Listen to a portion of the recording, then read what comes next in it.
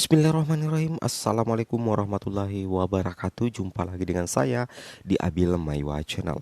Jadi channel ini merupakan channel pendidikan teman-teman, tempat kita berbagi tentang aplikasi pendidikan, Microsoft Office, serta tips dan triks komputer. Jadi pada video kali ini kembali lagi admin akan berbagi sebuah video informasi yang cukup penting untuk rekan-rekan guru honorer sekalian, yang mana judulnya di sini adalah info penting ya. Simak sekarang 4 poin khusus yang harus dimaksimalkan agar lolos menjadi ASN P3K guru tahap yang kedua. Jadi di sini ada 4 poin khusus yang mesti teman-teman perhatikan agar bisa menjadi salah satu senjata bagi teman-teman guru honorer agar nantinya teman-teman bisa lolos menjadi guru ASN P3K di tahap yang kedua. Kira-kira yang mana saja 4 poin khusus tersebut? Kita langsung saja.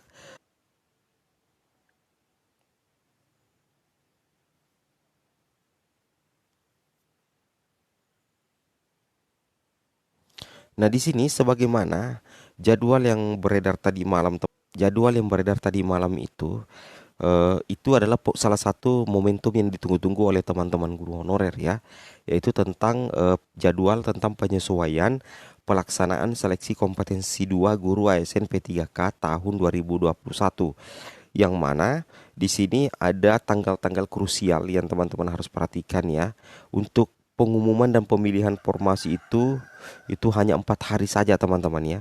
Itu tanggal 15 sampai dengan 14 November 2021. Jadi 4 hari saja untuk pemilihan formasinya.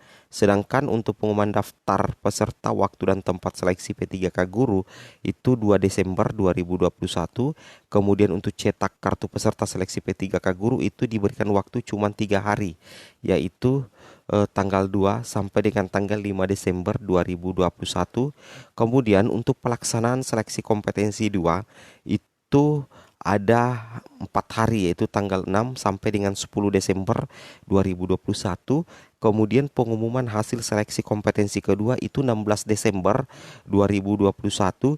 Kemudian masa sangga 2 itu masa pengajuan sangga teman-teman ya, itu cuma 2 hari saja, tanggal 17 sampai dengan 19 Desember 2021. Sedangkan jawab sangga 2 itu tanggapan sangga itu mulai tanggal 19 sampai dengan 25 Desember 2021. Kemudian untuk poin 8 itu pengumuman pasca sangga 2 itu 30 Desember 2021. Seperti itu teman-teman ya. Jadi memang meskipun waktunya masih lama, tapi sebenarnya itu juga sudah tidak terlalu lama teman-teman ya. Teman-teman harus perhatikan jadwal tentang penyesuaian ya. Jadi teman-teman bisa membuat target ya, membuat target tersendiri di sini. Oke, kita lanjut lagi. Jadi di sini ada 4 poin khusus yang harus dimaksimalkan guru honorer berdasarkan aturan tahap 2 P3K guru.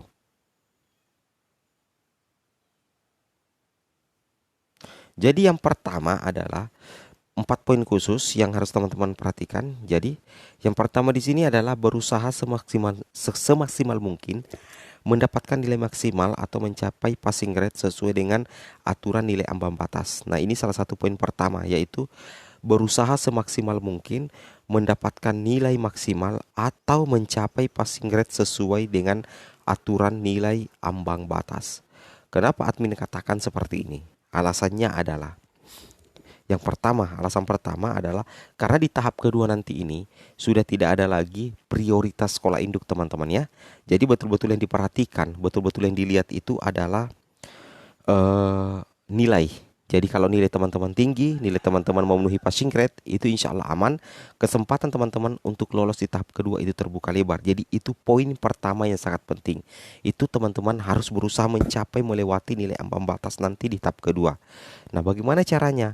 Nah, caranya tentunya adalah teman-teman itu sudah banyak soal-soal FR beredar di YouTube. Kemudian ada soal-soal FR atau materi file report yang sudah banyak beredar juga di Google. Itu materi yang keluar di tahap pertama itu yang akan kembali diujikan nantinya di tahap kedua teman-teman ya.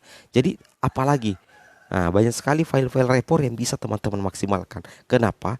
Karena menurut Kemendikbud itu soal yang ada di tahap pertama itu tidak akan jauh berbeda dengan soal yang kedua. Nah, jadi secara otomatis kesempatan teman-teman untuk menjadi guru ASN di tahap kedua ini terbuka lebar karena teman-teman sudah punya pengalaman di tahap yang pertama. Jadi sisa dimaksimalkan, diingat-ingat kembali materi yang pernah diteskan di tahap yang pertama.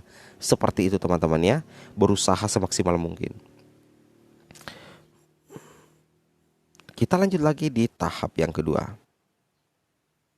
Nah, di sini sebagaimana kita ketahui teman-teman ya, bahwa untuk di tahap yang kedua nantinya ini, Kepmenpan RB yang berlaku itu cuma dua. Yang Kepmenpan RB nomor 1127 dan tentunya Kepmenpan RB nomor 1169 tahun 2021.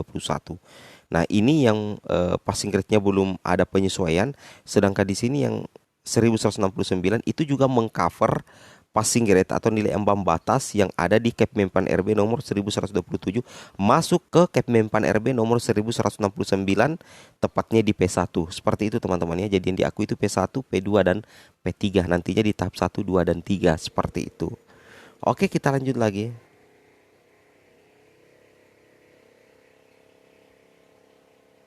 Nah, di sini contohnya teman-teman ya. Ini nilai ambang batas kategori 1, nilai ambang batas kategori 2 dan nilai ambang batas kategori 3. Oke, saya rasa teman-teman sudah pahami semua. Nah, kemudian yang kedua di sini adalah pemilik passing grade tahap yang pertama ya. Pemilik passing grade tahap yang pertama sebaiknya memilih formasi jabatan tahap 2 yang sama seperti di tahap pertama. Saya ulang ya. Jadi pemilik passing grade tahap pertama itu sebaiknya memilih formasi jabatan tahap kedua yang sama seperti di tahap yang pertama. Nah, kenapa? Kenapa? Alasannya supaya bagi teman-teman yang memiliki PG itu passing grade-nya bisa dipergunakan kembali nanti di tahap yang kedua. Jadi sebaiknya jangan memilih formasi jabatan yang berbeda dengan apa yang teman-teman pilih di tahap pertama sehingga tidak menyebabkan nilai passing grade teman-teman itu hangus.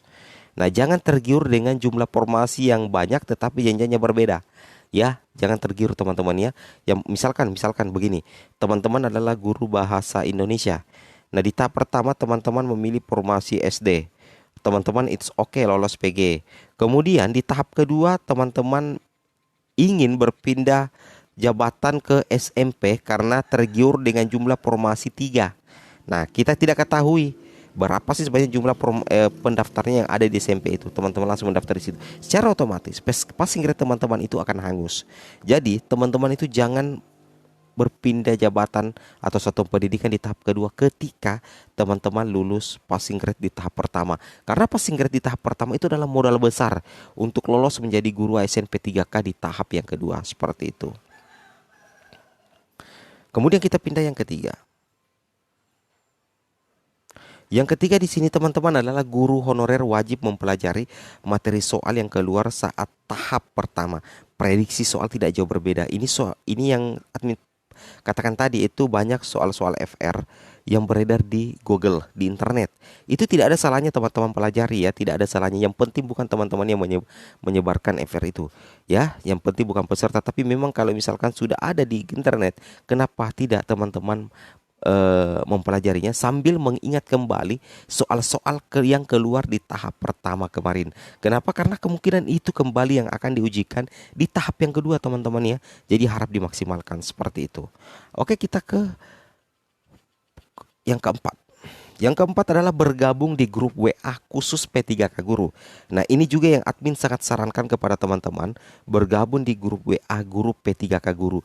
Nah, banyak sekali grup-grup WA yang banyak sekali guru-guru honor yang membuat wadah di WA atau WhatsApp untuk membuat grup WhatsApp P3K Guru. Itu penting untuk teman-teman guru honorer masuki karena kenapa?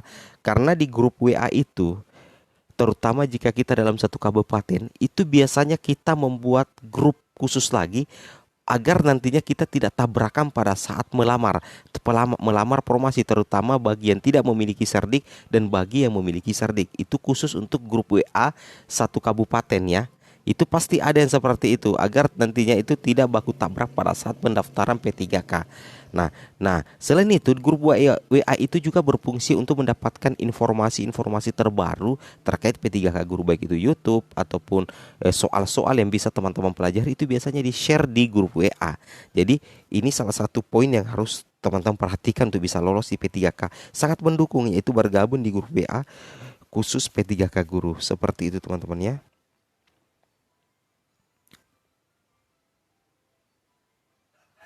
Nah, di sini masih ada tentang nilai ambang batas. Ini yang harus teman-teman capai nanti ya. Terutama ini yang pertama, teman-teman berusaha untuk mencapai. Namun jika tidak, itu kita akan dilihat untuk P2 dan P3 seperti itu.